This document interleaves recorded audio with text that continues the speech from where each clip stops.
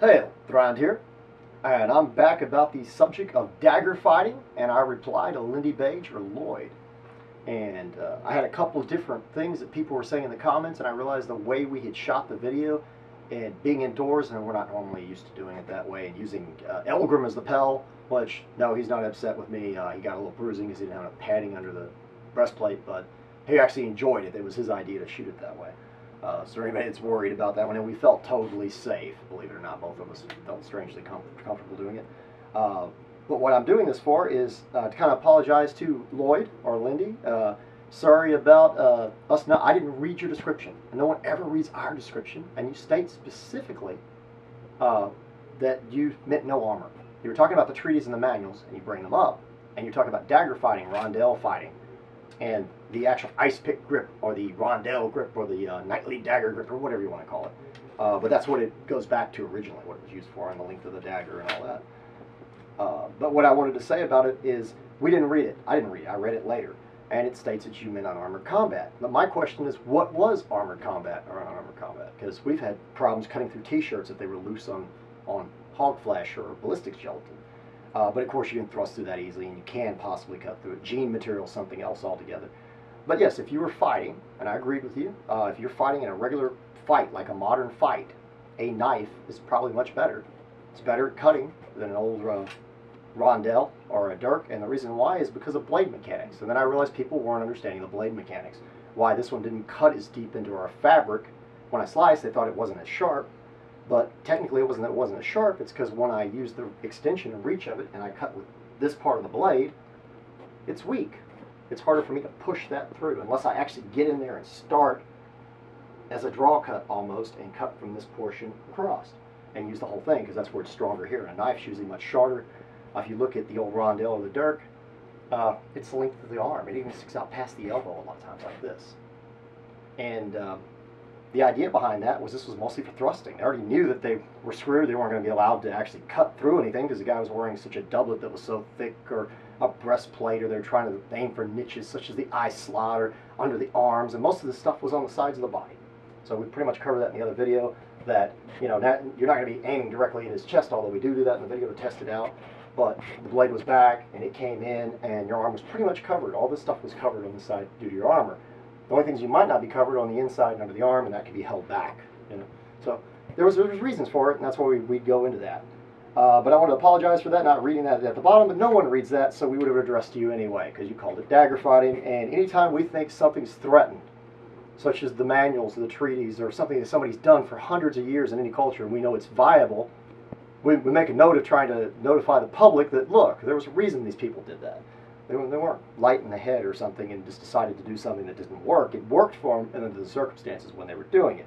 And a lot of the manuals, people are wearing doublets, they're wearing army jackets, sometimes they might just have a breastplate, sometimes they show people depicting full plate fighting that way, with this farmer grip. And that was the reason they were doing it. It's because it was effective, it worked, it gave them the most power, the blade's long, and even if you get in a niche at whatever angle, the longer the blade, the better chance you've got of getting in there and actually killing the guy. Whereas a really sharp blade, you might get in at such an angle like we showed when we stabbed straight down and let it go into the gel. It's just not very deep. It's not going to be very effective and lackluster, and you might get killed trying to get place that in there that way. They wanted something where they got it in, they knew that it was probably a kill or disabling, so it wasn't a wasted attack. But what we want to talk about is the blade mechanics, and say that yes, you are right in knife fighting. It's totally correct. The club grip or the saber grip rules. That is like the ultimate. I mean, you've got all your angles and your cutting, and every angle of cut is known. I mean, of course you can do that with this as well, and you see the trees and the manuals even showing stuff where the blade's back and the guy comes up this way or this way, and you get all the different angles, but it's more awkward, yes. A lot of power with the proper techniques overhead, but this one has most of its power coming from below. And if the only thing you have is a thrust up this way trying to get under a breastplate, which would be very unlikely as low as they went, and even the doublet or the army jacket was sometimes all the way down to the knees, you really don't have a lot to stab for. If you got a leg or something, but normally it was armored. So why would you want to be down here and only have one arm up here to defend and be focusing trying to look down because you've got a visor on, which is going to keep you from paying attention to what's above, when you could be up here the entire time looking at your opponent aiming for his visor in lots of areas that are very difficult to protect around here, while you protect yourself by keeping your arm back. I mean, that makes a lot more sense to me, to be up here and your arm is covered with armor all the way. The only place it's in danger is here, and believe it or not, in this position, this is in danger. If I throw a thrust and you stab in here, not trying to rhyme like Lindy or anything, but it would pretty much ruin your day, because if it got through, and him using this grip and you using this one, you would be bleeding profusely and maybe not able to use your arm. Plus, if you hit the actual arteries within inside here, which is very hard to protect, as I said, then that might have been the end of the fight right there. So I think the whole idea on the plate armor was this was superior in defense and gave them a good chance of fighting. It was hard to flip grips quickly in a gauntlet. So if you did get on the ground, there's a lot more uses for this and power, even in close, without having to draw way back and thrust. You can actually use it to manipulate it. It's a lot more articulated, and you can get it in little niches and drive it through. You can pound the back of it with your hand if necessary, like they were doing a rondelle sometimes. They describe about them driving it into a piece. We've done that in the video before too. If y'all want to check out our videos on this, it's from Medieval Shoppe, and we actually test that out. We drive this into a target and actually get another inch or two from beating on it, pounding on my fist. It hurt my fist, but it worked. But that's why that was used. And like I said, we defend our ancestors if we believe they were right. And I think under the circumstances in their fight with the plate, this was the method that they found the most useful, which it stuck around all the way into the later dueling manuals and late century, because not only was it tradition, but it worked really good against doublets and stuff that were really, really thick. The clothing of the period, the pantaloons, the doublets, was armor in itself. But now you come to nowadays, as we fight now, as you're walking down the street, and sorry, but if you're fighting with a Dirk like this, first of all, you wouldn't want to carry something this long. It's really overkill. You don't need it, and yes, the guy can hurt you just as well with a club grip and a knife like this. And that's why we showed this one. This one's not even sharp on the backside. Some people thought that, I assume. But yes, it thrusted well. It's very sharp. It's much shorter. I'll show that. It doesn't cover the full arm. It's a knife, and a knife is broader usually.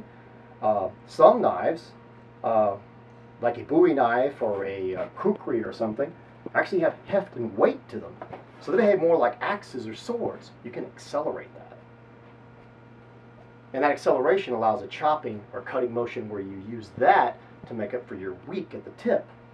But I don't even think the good old kukri could cut through the Akatans and army jackets and Gambesons and doublets of the day. So it wasn't really going to help you much unless it was probably the size of a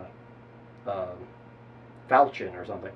So what we were trying to say is the knife, although it was a good defense weapon, in the kind of dueling they were doing with the garb they were wearing, it was probably better to go with this style of dirk. And with it being this long and easy to pierce, much like a mangoche or a later century dagger used in a pair with a rapier, thrusting was the primary thing, because the tip of this, it has no weight to it. If I go to cut, that's my weak. It's a long blade. And we know why it was long. It was to ensure that kill. This one's much shorter, so in this one you have the advantage of having more power behind it and less resistance when you try to cut. So knives are for cutting, and if he was enabled this knife fighting, we probably wouldn't have said a word. But Lloyd, you enabled it dagger fighting, and we think of daggers like this. And just to let you all know, in the future we are going to have a knightly dagger from about the 14th century, and possibly a rondelle from Medieval Shoppe, and we will test those out. And of course we planned on testing it on that type of armor already and talking about this, but so we didn't have future arguments, because people misunderstand things. It's not your fault. I know you understand your history, and we weren't trying to disrespect you in any way, and we loved your poetry. I'm sorry, it was excellent. But all we were trying to say is that there was armor back in the day, whether we consider it armor nowadays or not. People automatically assume if somebody's wearing cloth that you can cut through it like you're holding a lightsaber with any sharp instrument. And both these blades are extremely sharp. Show that quickly. If you start with the proper part of the blade here and start cutting, which is difficult for me to do with one hand like this, I can literally slice through this gel slowly. It's got a lot of drag, but it slices through. It's sharp. With this blade, it's not much different, but it's a little easier. You know what I mean? Just seems it's a little thinner, the blade. broader, but it's still about the same thing. That's what we're getting at. They're both sharp. The difference was I hit with the tip on the other one trying to use the reach, and technically I should have just draw cut the fabric. But in a fight, you don't have time to step in there so close and pull, and it wouldn't have gone through anyway. And the thrust that we did where I actually hit the fabric, where I had so many layers that this would not go through, this would not go through. None of the blades would have gone through. My little pocket knives wouldn't have gone through. That's just, it's not something that, yeah, it's, say they all cut about the same way when you try to cut through this stuff. So, no, nothing would have been any different, but the fabric was easier to pierce with this blade, but you can get enough fabric that you cannot pierce it, and it becomes armor in itself. It'll stop an actual longbow arrow, which has been proven. So anyway, let's talk about the blade mechanics just a little bit more. Why would a sword be different? Well, when you swing a sword, you swing a sword. So what happens is the acceleration makes the weak of the sword, something like this, which is quite broad, an early century arming Viking sword, able to cut even with this portion. The front portion of the blade is actually the ideal sweet spot, the first three quarters of the blade. So when you do that, or the third of the blade, actually it can cut. Very tip shot might not do much, but it could. And the idea is, even these swords had trouble cutting through cloth at times, but they were more likely to be able to, or do damage through it in any event. But that's something you do not have in the really thin blades like a rapier, and we don't have a rapier to show you, but I will grab a Bronze Age sword. And this is a now A2 we tested. And what's the difference? It's much longer. It's almost the length of my entire arm. And you can obviously tell this was not being made to be used like a Dirk or Dagger, but I'm sure that they probably did early period when they had shorter weapons made of copper and obsidian and stuff, and flint or chert. I'm sure they used them like daggers. And even then they broke.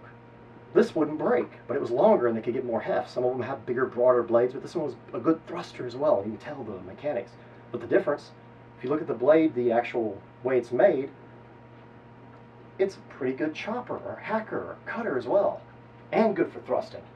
We test that out. We cut through some of our analog gel heads, and it performed beautifully. But I'm sure you guys out there would understand if I took this with the weight it has and tried to hack into one of those, I'd be lucky if I cut into the gel very much. I mean, the weight of it and everything, I mean, I'd cut some, but it wouldn't go through the actual coconut we use for a skull. I mean, it's just too much to ask. I mean, there's no mass to it, no weight. It's light, it's stiff, it's made for thrusting.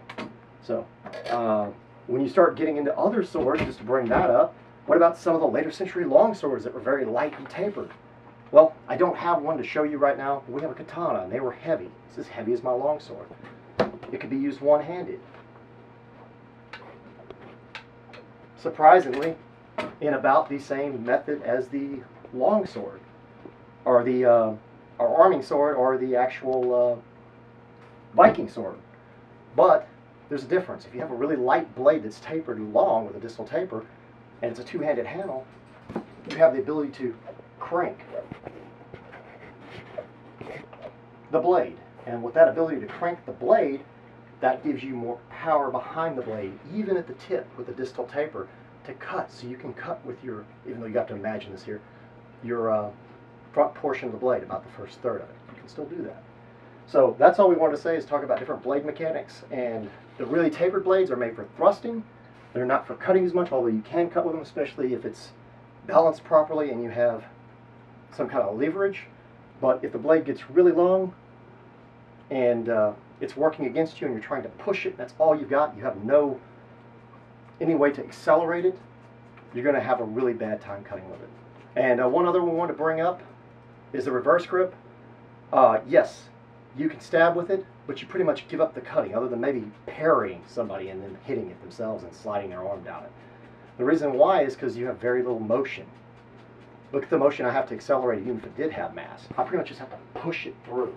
So it kind of limits your ability and makes you have to overextend your body. So we don't highly recommend that. All it could be used to cut with. If you got it against somebody's throat, you could probably slice their head clean off. But I hope we explained the blade mechanics better. and that the difference in these blades is actually the way that they're made, their weights, the handles, the way they're held, if they're two-handed weapons, if they're one-handed, it all makes a difference in how the blade performs and what part of the edge you can cut with. And I hope we've enlightened you that these are used for thrusting, and the overhand grip, when you deal with armor in any farm where it's difficult to pierce, is usually ideal. Although we do see in the manuals that they use it this way, so leave some food for thought there, that it can also still be used in a saber grip as well. But anyway, I hope you enjoyed this, Lloyd. I hope we explained it to everybody, and see us later. Be sure and subscribe. Go to our Facebook. Be sure and check out Lindy's video, the dagger fighting video, and our actual test video, because that's where you'll see all the tests where we actually show you the results. See you all later. Farewell.